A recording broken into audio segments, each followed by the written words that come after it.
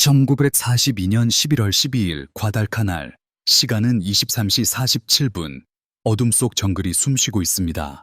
저 너머 숲 가장자리 어딘가에서 전쟁보다 더 오래된 리듬으로 화산 모래에 파도가 부딪힙니다. 다나카 요시로 중위는 붉은 진흙으로 파낸 참회 웅크리고 있습니다. 그의 38식 소총은 습기로 번들거리고 군복은 곰팡이와 마른 땀으로 얼룩져 있습니다. 머리 위 나무집들은 별빛조차 가리고 있습니다. 어둠은 절대적입니다. 벨벳처럼 두껍고 돌처럼 뚫을 수 없는, 눈을 짓누르는 살아있는 존재처럼 느껴집니다. 그는 자신의 심장 소리를 들을 수 있습니다. 옆 병사의 얕고 빠른 숨소리도 들립니다. 그 외에는 아무것도 들리지 않습니다. 그리고 그 침묵 속에서, 그 숨막히는 암흑 속에서 무언가가 움직입니다. 야자수 잎 사이로 스치는 바람 소리도 아닙니다. 산호 위를 기어가는 육지개의 소리도 아닙니다. 기계적인 무언가, 의도적인 무언가, 그의 군화 아래 땅을 통해 울리는 낮은 윙윙거림. 그때 정글 저녁에 빛이 폭발합니다. 거칠고 하얗고 부자연스러운 빛이. 그가 진흙바닥에 몸을 던지기 직전의 그 순간, 다나카는 그들을 봅니다. 미 해병대원들이 도저히 이동할 수 없을 것 같은 지형을 헤치고 전진하며 보이지 않아야 할 목표물을 정확하게 사격하고 있습니다. 총구 섬광이 기묘한 무늬로 칠해진 얼굴들을 비추고 그가 알지 못하는 장비로 가려진 눈을 드러냅니다. 그들은 밤을 소유한 자들처럼 움직입니다. 신들로부터 불을 훔쳐낸 자들처럼. 아침이 되고 다나카의 진지는 함락되어 그는 남아있는 부대원들과 함께 마타니카우 강을 향해 서쪽으로 비틀거리며 이동합니다. 그는 태평양 전역에 수천 명의 일본군 병사들이 깨닫기 시작한 것을 담아낸 한 문장을 일기했습니다. 미군은 쿠로이 마주츠, 즉 흑마법을 가지고 있다. 이것은 과장이 아니었습니다. 한계 이상으로 내몰린 지친 병사들의 미신도 아니었습니다. 이것은 지구상에서 가장 훈련된 군사 전통 중 하나에서 훈련받은 병사들이 경험을 초월하는 능력에 직면했을 때 내린 합리적인 결론이었습니다. 그들의 언어로는 그것을 적절히 표현할 단어가 없었던 것입니다. 1942년과 1943년 내내 미군이 태평양을 가로질러 서쪽으로 진격하면서 일본군의 작전 사후 보고서, 도청된 통신, 그리고 포로신문은 일몰 후 미군의 작전과 관련하여 일관된 당혹감과 심리적 공포 패턴을 보여주었습니다. 그들은 완전한 어둠 속에서 정밀하게 공격하는 적군을 묘사했습니다. 아무 데서나 나타나 밤을 몇 초 동안 낮으로 바꾸는 조명을 보고했습니다. 보이지 않는 눈에 관찰당하고 자신의 손조차 볼 수 없는 완벽한 암흑 속에서 자신들을 찾아내는 무기의 표적이 되었다고 말했습니다. 수십 년 동안 우수한 야간 전투 교리를 활용하도록 훈련받은 군대, 별빛으로 길을 찾고 소리 없이 공격하는 능력에 자부심을 가졌던 병사들에게 미군의 능력은 전쟁의 근본적인 법칙 자체를 위반하는 것처럼 보였습니다. 그들이 선택한 단어의 가장 진정한 의미에서 그것은 초자연적인 것처럼 보였습니다. 하지만 마법은 없었습니다. 일본군이 경험하고 있던 것은 두 가지 완전히 다른 군사 철학, 즉 전쟁에서 가장 오래된 전술 문제인 볼 수 없을 때 어떻게 싸울 것인가에 대한 두 가지 급진적으로 대립하는 접근 방식의 충돌이었습니다. 그리고 그 충돌 속에서 그것이 낳은 공포와 혼란 속에 제2차 세계대전에서 가장 간과된 기술적, 교리적 혁명 중 하나가 숨어 있었습니다. 미군은 자연의 법칙을 깬 것이 아니었습니다. 그들은 일본군 계획자들이 상상조차 할 수 없었던 기술, 훈련, 그리고 산업적 풍요의 조합을 통해 야간 전투의 규칙을 단순히 다시 쓴 것이었습니다. 그들은 어둠 자체를 무기로 만들었습니다. 그리고 그렇게 함으로써 그들은 일본 제국 육군의 가장 근본적인 전술적 이점 중 하나를 산산조각냈습니다. 왜 미군의 야간 전투 능력이 일본군 병사들에게 마법처럼 보였는지 이해하려면 먼저 그 병사들이 무엇을 예상했는지 이해해야 합니다. 그들이 훈련받았던 교리, 어둠 속 전투에 대한 그들의 접근 방식을 형성했던 철학을 이해해야 합니다. 왜냐하면 일본군은 단순히 밤에 싸운 것이 아니기 때문입니다. 그들은 밤을 중심으로 전체 전술 시스템을 구축했습니다. 진주만 공격 거의 10년 전부터 야간 공격은 일본 보병 교리의 초석이었습니다. 기본 훈련부터 참모 학교까지 모든 수준에서 가르쳤습니다. 집착적으로 연습했습니다. 그것은 단순한 선택지가 아니라 수적으로 우세하거나 기술적으로 발전된 적을 상대로 승리를 거둘 가능성이 가장 높은 선호되는 교전 방식으로 간주되었습니다. 그 논리는 타당했습니다. 어둠은 서구 군대가 가진 많은 이점들을 무력화시켰습니다. 조준 사격을 거의 불가능하게 만들어 우수한 화력을 중화시켰습니다. 항공기를 지상에 묶어둠으로써 제공권을 무효화시켰습니다. 방어 진지보다 공격적인 공격자에게 유리한 혼란을 만들어냈습니다. 가장 중요하게는 무제한의 탄약과 포병을 가진 산업 강국과 모든 포탄, 모든 총알을 아껴야 하는 군대 사이의 운동장을 평평하게 만들었습니다. 1930년대 일본군 훈련 교범은 이에 대해 명확히 명시하고 있습니다. 장교들에게 가능한 한 주간 교전을 피하라고 지시합니다. 그들은 시야보다는 소리와 촉각에 의존하여 은폐를 위해 지형과 식물을 활용하고 소규모 그룹으로 전진하며 어둠 속 이동을 강조합니다. 그들은 병사들에게 주간 정찰 중에 지형을 암기한 다음 밤에는 그 지형을 추측 항법과 자연적인 야간 시력을 사용하여 이동하도록 가르칩니다. 그들은 무엇보다 침묵을 강조했습니다. 말하지 않고 담배를 피우지 않고 심지어 발각을 피하기 위해 숨쉬는 것까지 조절했습니다. 총검이 소총보다 야간 전투의 주된 무기였습니다. 목표는 발각되기 전에 적과 근접하여 방어자들이 효과적인 저항을 조직하기 전에 잔인한 백병전으로 진지를 압도하는 것이었습니다. 이 교리는 치명적으로 효과적임이 입증되었습니다. 중국에서 일본군의 야간 공격은 10대 1로 수적 우위에 있던 중국군을 격퇴했습니다. 상하이, 난징, 그리고 수백 개의 작은 교전에서 일본 보병은 어둠 속에서 나타나 방어선을 침투하고 우월한 위치를 유지했어야 할 부대들 사이에 공황과 붕괴를 일으키는 거의 초자연적인 능력을 보여주었습니다.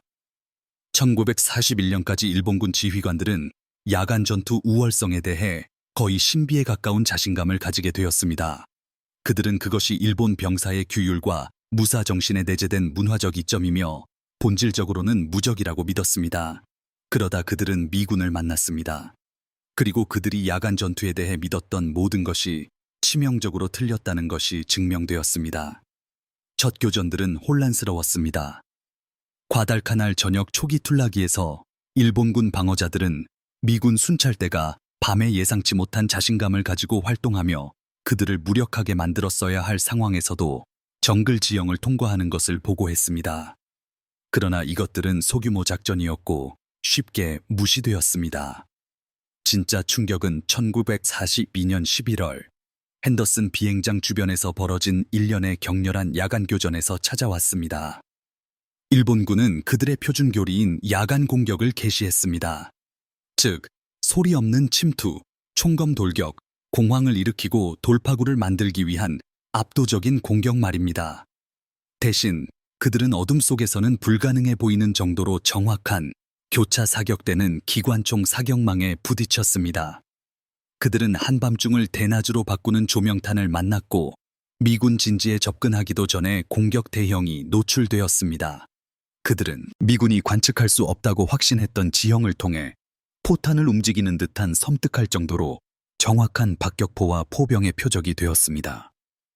그리고 무엇보다 가장 충격적인 것은 한때 일본군이 독점했던 것과 동일한 자신감을 가지고 밤에 정글을 통과하며 이동하는 미군 순찰대를 마주쳤다는 점입니다. 그들은 수류탄과 자동 화기 사격으로 일본군 진지와 교전한 후 다시 어둠 속으로 사라졌습니다. 이 교전들의 사후 보고서는 일종의 심리적 위기를 드러냅니다. 일본군 장교들은 무슨 일이 일어났는지 설명하기 위해 고군분투했습니다. 그들은 어둠과 정글의 숲에도 불구하고 일본군의 접근 경로를 완벽하게 알고 있는 것처럼 보이는 미군 진지를 보고했습니다. 그들은 일본군 공격대가 목표물을 보기도 전에 시작된 방어 사격을 묘사했습니다. 한 대대장은 미군 기관총 사수들이 밤은 늑대 입 안보다 어두웠는데도 마치 대낮인 것처럼 사격했다고 썼습니다. 또 다른 보고서에는 조명이 하늘 자체가 열린 것처럼 보이지 않는 곳에서 나타났다고 기록되어 있습니다. 이들은 실패에 대한 변명을 하는 제대로 훈련받지 못한 병사들이 아니었습니다. 이들은 야간 전투에 대해 그들이 이해했던 모든 것을 위반하는 무언가와 자신들의 훈련과 경험을 조화시키려 애쓰는 베테랑 병사들과 경험 많은 장교들이었습니다. 그리고 태평양 전쟁이 계속되면서 미군이 길버트 제도, 마셜 제도, 마리아나 제도를 거쳐 서쪽으로 섬을 뛰어넘어 진격함에 따라 이러한 패턴은 점점 더 자주 반복되었고 일본군의 절망감은 커져갔습니다. 일본군이 경험하고 있던 것은 그들이 그런 식으로 알 수는 없었겠지만 일본군 교리가 해결될 수 없다고 가정했던 문제, 즉 어둠 속에서 보는 방법에 대한 미국의 산업적, 기술적 풍요의 적용이었습니다. 미군은 일본군의 방식으로 싸우려 하지 않았습니다. 그들은 소리 없는 이동과 야간 항법에서 일본군의 훈련과 맞서려 하지 않았습니다. 대신 미군 산업이 가장 잘하는 일을 했습니다. 문제를 완전히 제거하기 위한 기술을 구축한 것입니다. 그들은 서로를 강화하고 서로의 한계를 보완하는 상호 연결된 시스템의 연쇄 반응을 통해 밤을 낮으로 바꾸었습니다. 그 결과 근본적으로 다른 가정에서 훈련받은 적에게는 자연의 법칙 자체를 거스르는 것처럼 보이는 야간 전투 능력이 나타났습니다. 가장 단순한 기술인 조명부터 시작해 봅시다. 1943년까지 태평양의 모든 미군 보병 중대는 일본군이 이해할 수 없을 정도의 엄청난 양의 81mm 박격포, 조명탄을 사용할 수 있었습니다. 공중 높이 발사된 단 하나의 조명탄은 약 100만 칸델라의 빛을 내는 낙하산 매달린 조명탄을 전개했습니다. 이는 맑은 밤 보름달의 밝기와 맞먹는 밝기로 축구장 3개 크기의 지역을 비추기에 충분했습니다. 조명탄은 약 60초 동안 타오르며 낙하산에 매달려 천천히 표류했습니다. 이 시간 동안 미군 포수들은 목표물을 식별하고 사격을 조절하며 노출된 일본군 공격 대형에 기관총과 소총 사격을 쏟아부을 수 있었습니다. 그리고 첫 번째 조명탄이 꺼지자마자 두 번째 조명탄이 머리 위에서 발화했습니다. 이어서 세 번째, 네 번째가 터졌습니다. 미군 박격포 부대원들은 표적 지역에 10분, 20분, 때로는 그보다 더 긴 시간 동안 연속적인 조명을 유지하도록 훈련받았습니다. 그들은 그렇게 할 충분한 탄약 재고를 가지고 있었습니다. 그들은 자동적으로 작동할 때까지 타이밍을 연습했습니다. 그 결과 미군 방어 진지는 원할 때마다 필요한 시간만큼 밤을 효과적으로 낮으로 바꿀 수 있었습니다. 이것만으로도 혁명적이었을 것입니다. 하지만 미군은 거기서 멈추지 않았습니다. 그들은 조명탄 기술에 일본군이 비할 바 없는 또 다른 기술, 바로 SCR-300 휴대용 무정기를 결합했습니다. 1942년 이전에는 대부분의 군대에서 야간 화력 지원을 조율하는 것이 거의 불가능했습니다. 수신호를 볼 수 없었고 끊어질 수 있는 전화선에 의존할 수도 없었습니다. 화력 임무를 전달하고 조정하는 데는 몇 분이 걸렸고 그 사이에 전술 상황은 이미 바뀌어 버렸습니다. SCR-300은 모든 것을 바꾸어 놓았습니다. 모든 미 보병 소대장이 박격포, 포병 화력 또는 조명탄 지원을 실시간 음성 통신으로 요청할 수 있는 능력을 부여했습니다. 어둠 속에서 일본군과 마주친 정찰대는 90초 이내에 머리 위로 조명탄을 띄울 수 있었습니다. 야간 공격을 받는 방어 진지는 몇 분 안에 여러 중대 구역에 걸쳐 상호 연동되는 사격 범위를 조율할 수 있었습니다. 전령과 호루라기, 사전 설정된 사격 계획에 의존했던 일본군은 혼란과 어둠 속에서도 완벽한 통신을 가진 것처럼 보이는 적과 싸우게 되었습니다. 일본군이 자체적으로 가로챈 메시지들은 이것이 초래한 혼란을 여실히 보여줍니다. 사이판에서 포로로 잡힌 한 일본군 무전병은 일기에 적은 보이지 않는 실로 연결된 것처럼 조율한다. 우리는 어둠 속에서 그들이 어떻게 서로에게 신호를 보내는지 이해할 수 없다고 썼습니다. 하지만 조명탄과 무전 통신만으로는 미군의 우위를 완전히 설명할 수 없습니다. 미군은 단순히 밤을 밝히는 데 그치지 않았습니다. 그들은 조명을 선택하기 전부터 어둠 속에서 보고 있었습니다. 일본군이 존재조차 몰랐던 기술을 통해 일본군의 움직임을 감지하고 목표물을 식별하며 침투 시도를 추적하고 있었던 것입니다. 이 중 가장 중요했던 것은 레이더였는데 대부분의 사람들이 이해하는 형태는 아니었습니다. 해군 및 공중수색 레이더가 대부분의 역사적 주목을 받지만 태평양의 섬 건너뛰기 작전에서는 지상 감시 레이더가 일본군의 야간 작전을 공포에 떨게 했습니다. 1943년 후반에 이르러 미군은 중대 및 대대급의 SCR, EU68 및 AN/TPS-1 레이더 세트를 배치했습니다. 이 장비들은 현대 기준으로 보면 비교적 조악한 시스템이었습니다. 최대 3km 거리에서 대규모 움직임을 감지할 수 있었지만 개별 병사를 식별하거나 병력과 차량을 구별할 수는 없었습니다. 하지만 조악하더라도 충분했습니다. 이 레이더들이 할 수 있었던 것은 미군 방어병들에게 정글을 통해 자신들의 진지 쪽으로 무언가가 움직이고 있다는 것을 알려주고 대략적인 방위와 거리를 제공하여 그들이 대비할 수 있도록 하는 것이었습니다. 기관총을 미리 배치하고 조명탄을 준비하며 박격 포반과 포병대를 경계태세로 만들 수 있었습니다. 일본군 공격대가 사정거리까지 접근할 무렵 미군 병사들은 장전된 무기를 들고 총 뒤에서 담배를 피우며 조명탄 발사와 사격 명령이 떨어질 초를 세고 있었습니다. 일본군은 이것을 완전히 파악하지 못했습니다. 그들은 미군이 야간 공격에 대해 때때로 미리 경고를 받는 것처럼 보인다는 것을 알았지만 이를 정찰 활동이나 소리 감지에 의한 것으로 돌렸습니다. 적군이 빽빽한 정글 캐노피를 뚫고 완전한 어둠 속에서 수 킬로미터 떨어진 곳에서 병력 이동을 추적할 수 있다는 생각은 그들의 기술적 참조 범위를 넘어선 것이었습니다. 말 그대로 불가능해 보였습니다. 그래서 그들은 어둠이 은폐를 제공한다고 가정하는 교리를 사용하여 야간 공격을 계속했고 숨겨져 있다고 믿는 접근로를 통해 계속 침투했으며 미군 진지 바로 바깥에 공격 대형으로 집결했습니다. 그들은 자신들이 접촉을 시작하기 훨씬 전부터 추적, 관찰, 표적이 되고 있었다는 사실을 전혀 이해하지 못했습니다. 이것이 미친 심리적 효과는 엄청났습니다. 어둠을 은폐와 이점으로 활용하기 위해 군 생활 내내 훈련했는데 적이 어쨌든 당신을 볼 수 있다는 것을 발견했다고 상상해 보십시오. 감지되지 않는다고 믿는 공격을 시작했는데 병사들이 돌격하기 위해 일어서는 바로 그 순간 머리 위에서 조명탄이 터진다고 상상해 보십시오. 적이 항상 지켜보고 있고 어둠은 어떤 보호도 제공하지 않으며 가장 기본적인 전술적 가정이 쓸모없다는 서서히 스며드는 확신을 상상해 보십시오. 이것이 일본군 병사들이 3년 동안 밤마다 섬마다 경험했던 일입니다. 그리고 그들의 기록은 이를 반영합니다. 개인 일기, 고향에 보낸 편지, 신문 기록 등에서 그들은 계속해서 동일한 주제로 돌아갑니다. 어둠 속에서도 노출되었다는 느낌. 갑작스러운 조명탄의 공포. 미군이 밤을 꿰뚫어 볼 수 있는 어떤 감각이나 능력을 가지고 있다는 느낌. 펠렐리우에서 포로로 잡힌 한 병사는 그들은 어둠을 꿰뚫어 보는 기계를 가지고 있다고 썼습니다. 이오지마에서 온 또 다른 병사는 그들은 결코 감기지 않는 눈을 가지고 있다고 썼습니다.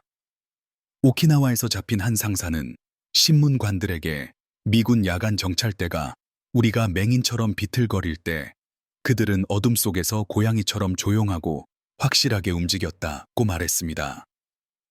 이것은 전술적 불리함을 묘사하는 병사들의 언어가 아니었습니다.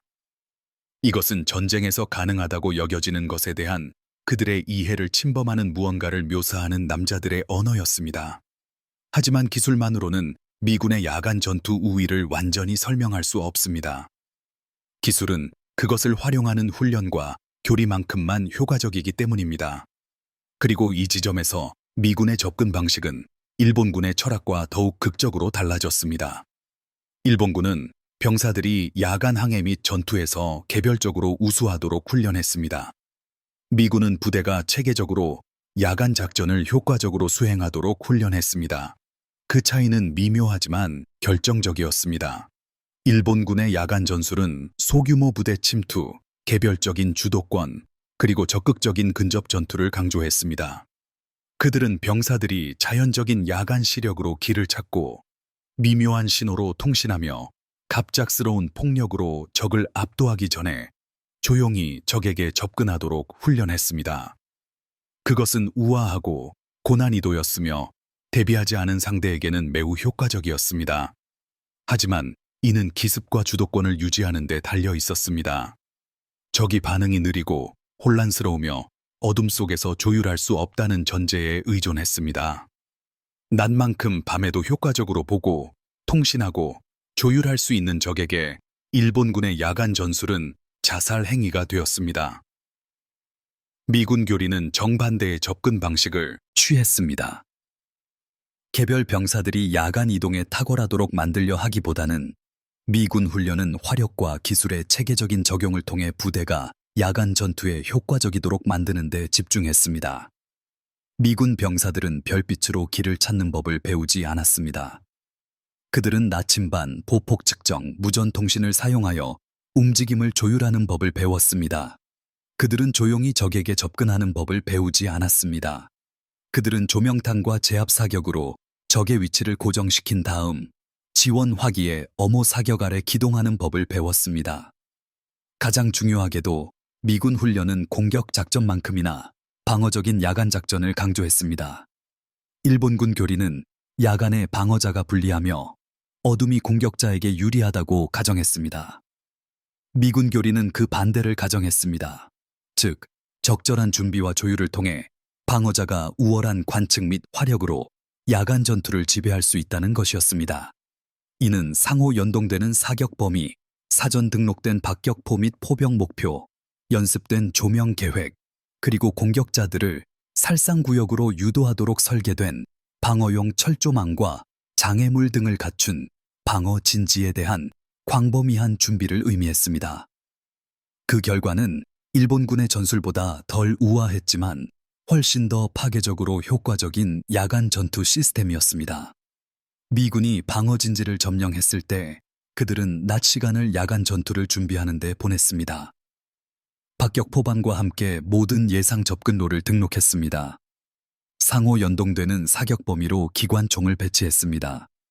관측소와 화력 지원 부대를 연결하는 전화선을 깔았습니다. 모든 병사가 무엇을 기대해야 할지 알 때까지 조명 계획을 브리핑하고 연습했습니다. 그러고 나서 어둠이 내리고 일본군이 예상된 야간 공격을 개시했을 때 미군은 당황하지 않았습니다. 그들은 계획을 실행했습니다. 조명탄을 요청했습니다. 노출된 공격 대형의 맹렬한 사격을 퍼부었습니다. 침투에 대한 반격을 조율했습니다. 그들은 혼란스러운 근접 전투가 되었을 상황을 체계적인 학살로 바꾸어 놓았습니다. 통계가 이를 뒷받침합니다. 태평양 전쟁 내내 방어적인 야간 작전에서 미군은 공격하는 일본군에 대해 일본군 전술 교리가 야간 공격을 가장 성공 가능성이 높은 방법으로 강조했음에도 불구하고 일관되게 10대 1 이상의 사상자 비율을 기록했습니다. 타라와, 사이판, 펠렐리우, 오키나와 등 일본군이 준비된 미군 진지의 주요 야간 공격을 감행한 곳마다 결과는 같았습니다. 엄청난 일본군 사상자, 최소한의 미군 손실, 완전한 전술적 실패였습니다. 하지만 미군의 야간 전투 우위를 가장 극명하게 보여주는 증거는 방어 작전이 아니라 공격 작전에서 나옵니다. 1944년경부터 미군은 일본군의 야간 공격을 방어하는 것을 넘어 자신들의 야간 작전을 점점 더 빈번하고 효과적으로 수행하고 있었기 때문입니다. 그리고 이것은 전쟁 내내 지속될 것이라고 일본군 교리가 가정했던 전술적 관계를 완전히 뒤집어 놓는 것이었습니다. 미군 야간 정찰대는 일본군이 어둠 속에서 안전하다고 믿었던 지형을 샅샅이 뒤지고 다녔습니다. 밤을 틈타 이동하는 일본군 보급대를 기습했습니다. 어디선가 나타난 듯한 기습 공격으로 일본군 진지를 급습했습니다. 그들은 한때 일본군이 독점했던 어둠 속에서의 공격적인 자신감을 똑같이 보여주었지만 훨씬 더 치명적인 기술적 이점을 가지고 있었습니다. 이러한 작전 중 가장 정교한 것은 초기 적외선 탐지 장비의 사용을 포함했습니다. 1944년 후반에 이르러 태평양의 소수 미군 부대에는 실험적인 스나이퍼 스코프가 장착되었습니다. 이는 소총에 장착된 저고해선 탐조등과 저고해선 감지 시야 장치를 결합한 것이었습니다. 현대 기준으로 이 기술은 원시적이었습니다. 저고해선 탐조등은 제한된 사거리와 배터리 수명을 가졌습니다. 시야 장치는 부피가 컸고 좁은 시야만을 제공했습니다. 하지만 어둠 속에서 이것은 육안으로는 완전히 보이지 않는 적군 병사들을 사용자가 보고 조준할 수 있게 해주었습니다. 이 기술을 장착한 저격수는 수백 미터 떨어진 곳에서 일본군 진지를 관측하고 개별 병사를 식별하며 정확한 사격으로 교전할 수 있었습니다. 이 모든 것이 완전히 감지되지 않은 채로 이루어졌습니다. 일본군은 이에 대한 방어 수단이 없었습니다. 적외선을 감지할 방법이 없었습니다. 동등한 기술도 없었습니다. 병사들은 자신이 보지도 못한 상처로 그냥 쓰러져 죽었고 보이지도 들리지도 위치를 알 수도 없는 적에게 총을 맞았습니다. 적외선 장비를 갖춘 미군 저격수와의 조우에서 살아남은 몇몇 일본군은 전쟁 초기에 흑마술 수사를 되새기게 하는 용어로 이를 이야기했습니다. 한 포로는 이를 보이지 않는 빛이라고 불렀습니다. 또 다른 이는 어디선가 오는 죽음이라고 말했습니다. 이 모든 기술과 전술이 누적되면서 일본군이 의존했던 야간 전투의 이점은 완전히 역전되었습니다. 1945년에 이르러서는 일본군 지휘관들은 미군에 대한 야간 작전을 적극적으로 피했습니다. 이전 교리가 미군의 화력을 무력화하기 위해 야간 공격을 지시했던 것과 달리 전쟁 후반 일본군의 방어 계획은 해가 진 후 몸을 숨기고 아침까지 살아남기를 바라는 것이었습니다. 밤은 자산에서 부채로, 전술적 우위의 원천에서 최대 취약성의 시간으로 변했습니다. 이러한 역전은 놀랍도록 빠르게 일어났습니다. 3년도 차에 되지 않아 미군의 야간 전투 능력은 겨우 적절한 수준에서 압도적으로 우세한 수준으로 발전했습니다. 그러나 일본군은 결코 적응하지 못했습니다. 동등한 조명 교리를 개발하지 못했고 의미 있는 수량의 휴대용 무정기를 배치하지 못했으며 지상 감시 레이더를 도입하지 못했습니다. 또한 미군의 우위에 대항할 수 있었을 체계적인 야간 방어 작전 훈련도 병력에게 시키지 못했습니다. 부분적으로는 산업 역량 부족 때문이었습니다. 일본은 단순히 그러한 기술을 충분한 양으로 생산할 수 없었습니다. 하지만 부분적으로는 교리적 맹점이었습니다. 일본 군사 문화는 야간 전투를 개인의 전사 정신과 규율을 시험하는 것으로 너무나 중요하게 여겼기 때문에 기술이 훈련보다 더 중요할 수 있다는 가능성을 받아들일 수 없었습니다. 그들은 자신들이 나약하고 물질주의적이라고 여겼던 미군 병사들이 우월한 정신이 아니라 우월한 장비로 야간 전투를 지배할 수 있다는 것을 받아들일 수 없었습니다. 그래서 그들은 성공 가능성이 없는 야간 공격에 목숨을 헛되이 버리는 것을 멈추지 않았습니다. 미군 레이더에 수 킬로미터 밖에서 탐지되는 침투 작전을 계속 감행했습니다. 미군 조명탄에 노출되고 기관총에 갈갈이 찢기는 돌격 대형으로 계속 집결했습니다. 그리고 그들은 일기와 보고서, 고향으로 보내는 편지에 어둠 속에서 보는, 혼란 속에서 협력하는, 통제 불가능해야 할 지형을 지배하는 미군의 설명할 수 없는 능력에 대해 계속 기록했습니다. 밤을 낮으로, 어둠을 죽음으로 바꾸는 흑마법에 대해서도 말이죠. 태평양 전쟁 야간 전투에 대한 미군 기록에 계속해서 등장하는 상징적인 물건이 있습니다. 그것은 미군의 야간 전투 우위를 가능하게 한 산업적, 기술적 풍요로움을 축소하여 보여줍니다. 무기도 아니고 장비도 아닙니다. 바로 손전등입니다. 구체적으로는 TL-1기B 시리즈 군용 손전등으로 무겁고 방수되며 D형 건전지로 작동하는데 일본군이 상상할 수 없을 정도로 많은 양이 미군 병사들에게 지급되었습니다. 미군 병사들은 다른 군대에서는 상상할 수 없었을 방식으로 손전등을 끊임없이 사용했습니다. 밤의 정글을 헤쳐나가기 위해 사용했고 진지간 신호, 교환을 위해 사용했습니다. 어둠 속에서 서로를 식별하고 지도를 읽고 무기를 점검하고 편지를 쓰고 다른 군대는 어둠 속에서 할 수 없었던 수많은 작은 작업들을 수행했습니다. 이것은 그것이 상징하는 바를 이해하기 전까지는 사소해 보입니다. 모든 손전등에는 건전지가 필요했습니다. 모든 건전지는 산업 생산품이었으며 제조되어 수천 마일의 바다를 건너 운송되고 보급망을 통해 전방 진지에 배분된 다음 정기적으로 소모되고 교체되어야 했습니다. 최전방 병력에게 손전등 건전지처럼 단순한 것을 보급하는 물류는 전쟁 중 어떤 다른 나라도 필적할 수 없는 수준의 산업 생산력과 운송 역량을 필요로 했습니다. 일본은 확실히 그럴 수 없었습니다. 일본군 병사들은 가지고 있던 몇 안 되는 손전등을 아껴서 비상시에만 사용했고 건전지는 정말 필요할 때만 교체했습니다. 그들은 전술적으로 우월해서가 아니라 선택의 여지가 없었기 때문에 어둠 속에서 작전을 수행했습니다. 대조적으로 미군 병사들은 손전등을 일회용 도구처럼 취급했습니다. 손전등이 고장나면 다른 것을 가져왔고 건전지가 부족해지면 더 많은 것을 요청했습니다. 그들은 적군이 상상조차 할 수 없었던 수준의 물류 풍요로움을 당연하게 여겼습니다. 그리고 손전등은 그 풍요로움의 작은 한 조각에 불과했습니다. 손전등 건전지를 전달했던 동일한 보급망은 수만 발의 조명탄도 전달했습니다. 무정이 건전지도 전달했고 레이더 시스템과 그 전원 공급 장치도 전달했습니다. 그들은 미군의 야간 전투 우위를 가능하게 한 전체 기술적 구조를 전달했습니다. 일본군은 어느 정도 이것을 이해했습니다. 1943년부터 일본군의 정보 보고서에는 미군의 물질적 우위에 대한 평가와 일본군이 감당할 수 없는 강도로 미군이 작전을 지속할 수 있다는 경고로 가득했습니다. 하지만 문제를 이해하는 것이 해결책을 제공하지는 못했습니다. 일본의 산업 기반은 이미 기본적인 무기와 탄약을 공급하는 것만으로도 한계에 다다른 상태였습니다. 미군이 당연하게 배치했던 정교한 기술들을 개발하고 생산할 역량이 없었습니다.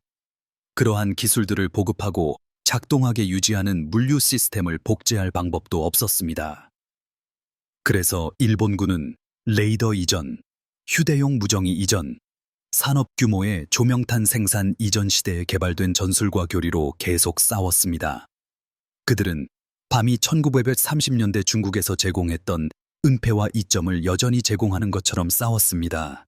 그리고 그 가정은 더 이상 사실이 아니었기 때문에 엄청난 수로 죽어갔습니다.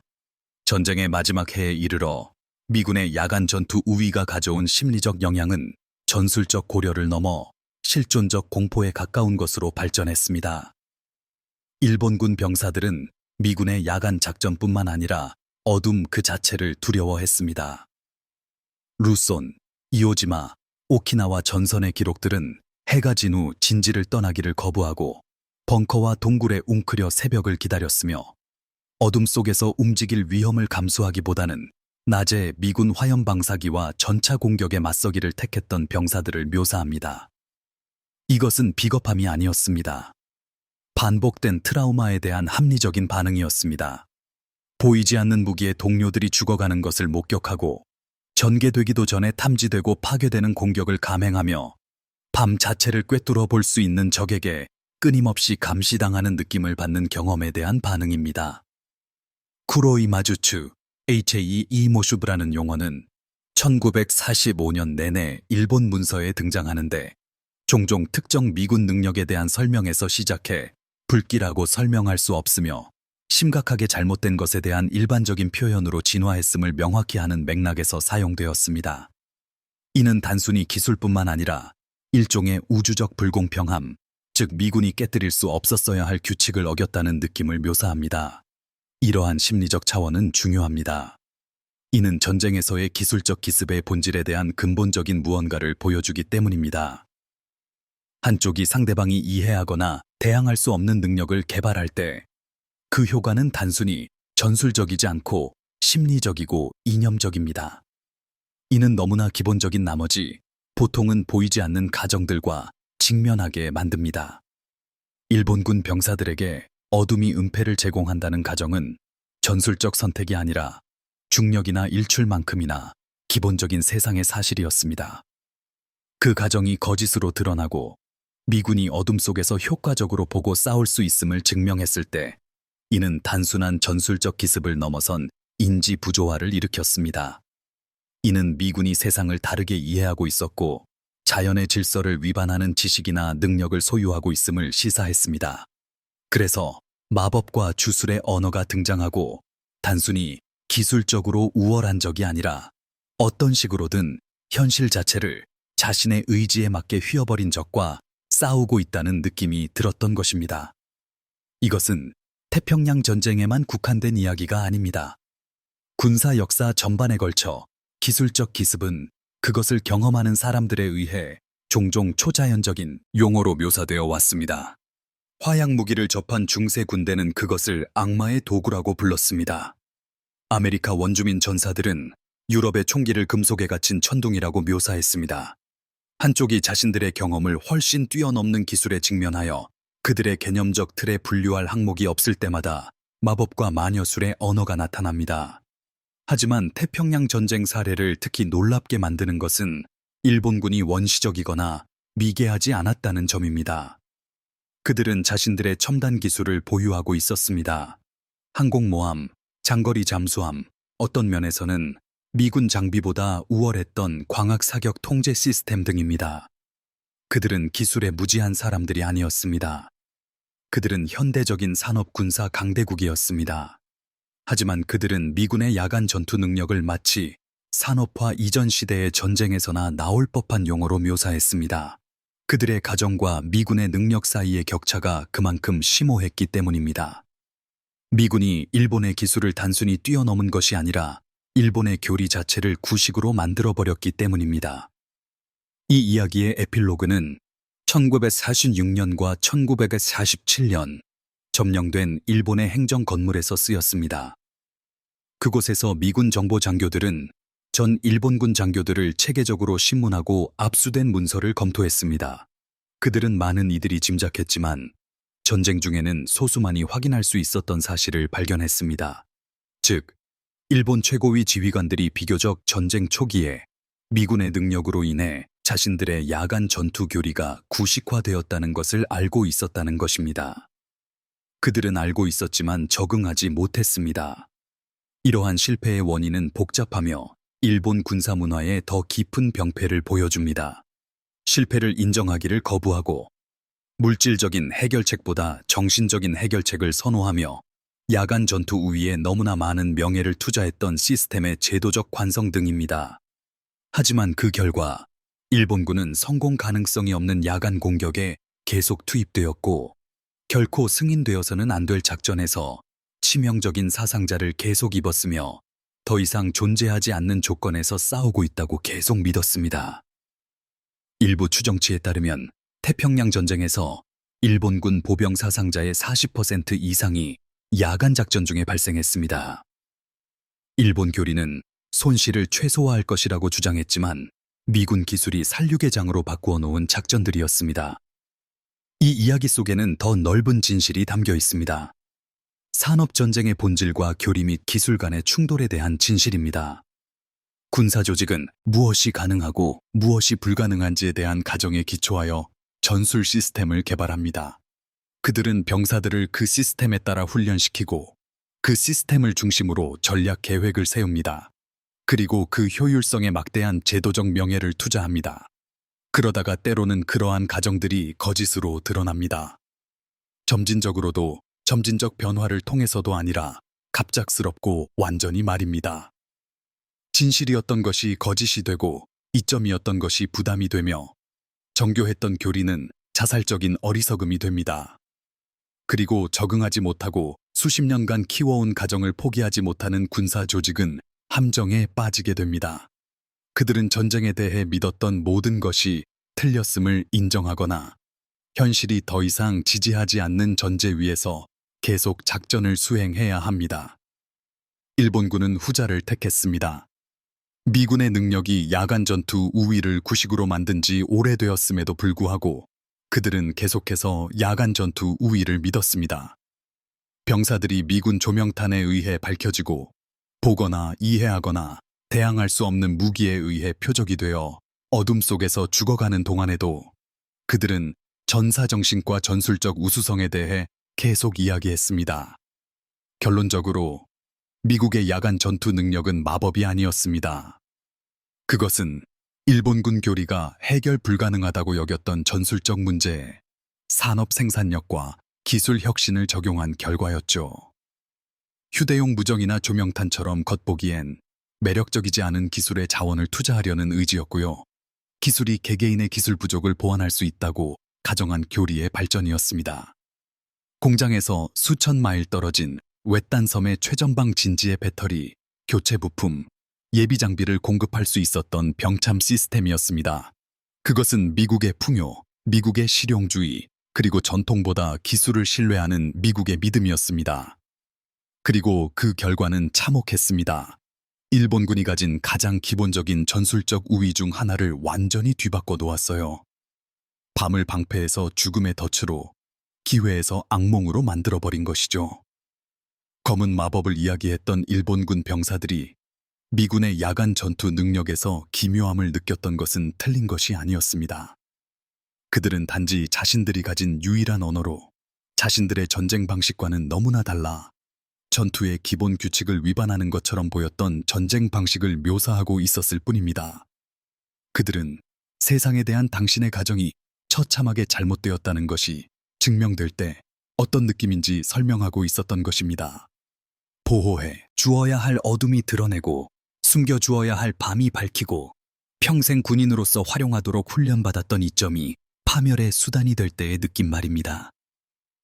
1945년 11월 요코하마 근처의 한 억류 캠프, 과달카날, 부건빌, 펠렐리우 전투의 생존자인 다나카 요시로 전 중위가 한 미국 정보 장교와 마주 앉아 미군에 맞서 밤에 싸우는 것이 어떤 기분이었는지 설명하려고 노력합니다. 그의 영어는 더듬거렸지만 의사소통에는 문제가 없었습니다. 장교는 노획된 문서에서 계속 등장하는 용어, 검은 마법에 대해 묻습니다. 다나카는 오랫동안 질문을 곰곰이 생각합니다. 그러고는 장교가 평생 기억할 만한 말을 합니다. 우리는 밤이 우리 것이라고 배웠습니다. 어둠이 우리의 아군이라고요. 해가 지면 적은 볼 수 없고 협력할 수 없으며 효과적으로 싸울 수 없다고요. 하지만 우리는 미국인들에게는 밤이 없다는 것을 알게 되었습니다. 그들은 어둠을 대낮으로 만들었어요. 마법이 아니라 기계로요. 우리가 상상할 수 있는 것보다 훨씬 더 많은 기계로요. 그리고 우리는 용기 외에는 그들에게 맞설 아무것도 없었습니다. 하지만 그 용기는 충분하지 않았어요. 결코 충분할 수 없었죠. 그는 잠시 멈추어 11월 오후에 해가 저물어가는 것을 창밖으로 바라본 뒤 덧붙입니다. 당신들은 우리를 검은 마법으로 물리친 것이 아닙니다. 당신들은 빛으로 우리를 물리쳤어요. 너무나 많은 빛으로 어둠이 사라질 정도로요. 너무나 많은 풍요로 가난이 감히 맞설 수 없을 정도로요. 우리는 더 이상 존재하지 않는 세상에서 싸우고 있었고 너무 늦게서야 그것을 깨달았습니다. 그것이 태평양 전쟁 야간 전투의 진실입니다. 그것은 기술과 교리, 그리고 전투를 이해하는 서로 다른 방식들의 충돌에 대한 교훈입니다. 미군의 검은 마법을 이야기했던 일본군 병사들은 자신들의 물질적 자원과 기술적 능력을 훨씬 뛰어넘어 자연의 법칙을 위반하는 것처럼 보였던 적과 싸웠던 경험을 묘사하고 있었던 것입니다. 그들은 산업적 풍요가 부족함과 맞서고 기술적 실용주의가 전술적 전통과 충돌하며 미래가 과거와 전쟁을 벌일 때 어떤 느낌인지 설명하고 있었던 것이죠. 그리고 그들은 자신들을 보호해 줄 것이라 믿었던 어둠이 사실은 전혀 어둡지 않았다는 것을 너무 늦게 깨달았을 때의 공포를 묘사하고 있었습니다. 밤 그 자체를 몰아내는 기계를 만들어낸 적에게는 말이죠. 일본이 소총탄을 생산하는 것보다 더 많은 양의 조명탄을 생산할 수 있었던 국가에게는 말입니다. 일본군 병사들이 주먹밥을 휴대하듯 아무렇지도 않게 배낭에 손전등을 넣고 다니고 배터리와 전구를 무한한 자원처럼 여기며 어둠이 그들에게는 선택사항이라는 것을 알기에 두려움 없이 해가 진 뒤에도 담배를 피울 수 있었던 병사들에게는 말입니다. 검은 마법은 실제했습니다. 하지만 그것은 초자연적인 것이 아니었습니다. 그것은 산업의 마법, 병참의 마법, 그리고 총력전을 위해 동원된 대륙 경제의 마법이었습니다. 모든 문제에는 기술적 해결책이 있다고 믿고 그 해결책이 작동할 때까지 추구할 자원을 가진 마법이었습니다. 부족함이 가득한 세상에서의 풍요의 마법이었습니다. 그리고 그 마법에 맞서 용기와 규율, 수백 년의 전사 전통은 아무것도 이룰 수 없었습니다. 오직 더 이상 존재하지 않는 전장에서 싸우며 더 이상 피난처를 제공하지 않는 어둠을 믿고 조명으로 환히 밝혀진 살상지대에서 용감하게 죽어가는 것밖에는요. 미국인들은 신에게서 불을 훔친 것이 아니었습니다. 그들은 하루 세 교대로 돌아가는 공장에서 스스로 그것을 만들었고 모든 밤을 낮으로 바꿀 수 있는 엄청난 양을 바다를 건너 운반했습니다. 그것이 진짜 마법이었습니다. 그것은 일본군이 맞설 수도 대응할 수도 살아남을 수도 없었던 것이었습니다.